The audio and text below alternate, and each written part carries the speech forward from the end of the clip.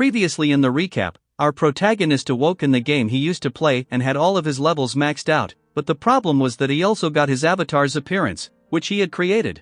And then as he was making a living in that world, he stumbled upon an elf named Ariana. She was on a mission to save her kin from a human slave trader, and this Ark decided to help her. Then, as they completed their mission and went to the elf village, Ariana's father gave Ark an offer that he couldn't refuse. Information of a pond that could lift his curse, which could make him look like inhuman again. So as the story continues, Ark and Ariana are continuing their journey to save elves that were being sold as slaves by humans, and between their journeys comes a bit of an obstacle, which is the forest. Rumor has it that there are wolves that reside there, which can make their travel a bit dangerous if they tried to pass it, but since they were short on time, they chose to cross the forest to make haste. Then the lady in the restaurant said the things about the wolf were true. Ark and Ariana got ambushed by a pack of wolves, and they had the power to make their own duplicates, but none of them seemed to faze Ariana and Ark in the slightest. As she stood her ground, Ark saw the alpha wolf and went after him, but in his attack, he destroyed a ring around its leg, and after it was broken, that alpha just pulled back. Which was also similar to what has happened with Ark before, which was truly odd, but then, unaware of anything Ariana, she wanted to get the tail of those wolves, with whom she could make a pretty vile deal for her sister's marriage, and while she got to work, Panta sensed something and rushed towards it. While following Panta, Ark saw that she led him directly to where some people gathered and killed the princess of the rodent kingdom. She was a princess.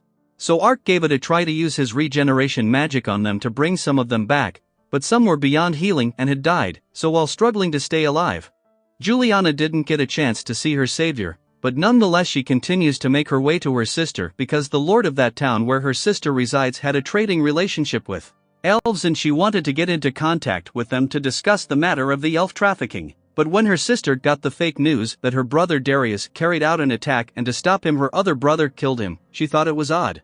So she kept her being alive a secret as to know about her brother's real intentions. Aside from them getting to a town named Olaf through the way they ran into that ninja again. She had helped them in the past where elves were being held and also gave info on all the people involved in elven trading. As for her, she named it Chiom, and she was also on a similar mission as them. Her beastmen tribe people were also being enslaved like elves, and she wanted help from Ark and Ariana, although they had their own set of problems. They understood what she was going through and agreed to her request. They planned to send Ark and one of Chiom's assistants, Goman, to attack from the front gate as a distraction while Ariana and Chio sneaked in to protect the beast peoples then.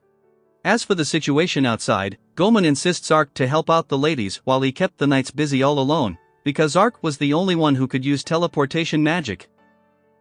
Then, as every one of the victims were safe, Ark returned to Goman's side and outdid himself in breaking the grounds.so as a payment for helping them. Chiom told them the center of this elf trafficking. All of them are being gathered at the Holy Revlon Empire, and hearing that Ark, they noticed something was off with Arya. Then, the focus shifts to the Holy Empire's king, who appears to be involved in all of this. Whether it involves elf trafficking or the attack on the Princess Julian and Dacris of the Rodhen Kingdom. Then, as Ark and Arian were making their way to the Holy Empire, they were being delayed by potential threats posed by the Wyron. As a result, Ark took control of the creature and cast a powerful thunder spell to scare all the creatures away, but someone was watching everything. Then, after driving off Wyvern, Ariana and Ark arrived in the border town of the Holy Kingdom. There, at a local inn, an elf greeted them and informed them of their encounter with Wyvern. He was an elf, so Ariana was a little uneasy because an elf like Karsi was revealing his identity openly among humans.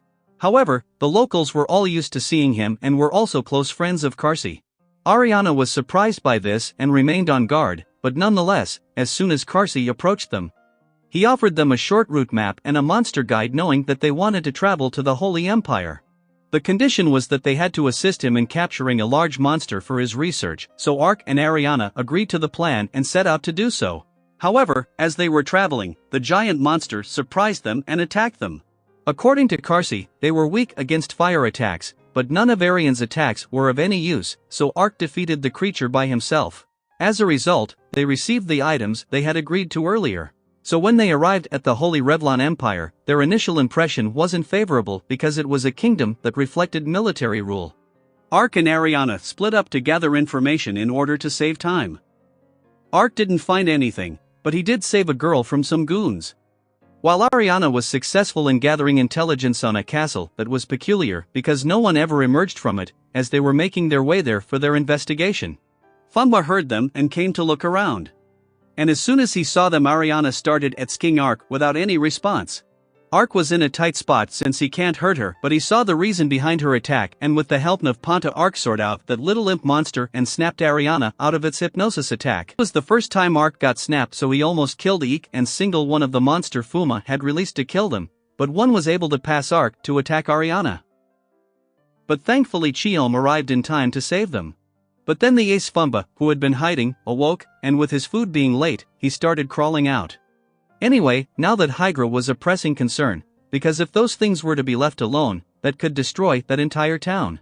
So Ark decided to take it down, and in the meantime, Ariana and Cheom left to find Fumba.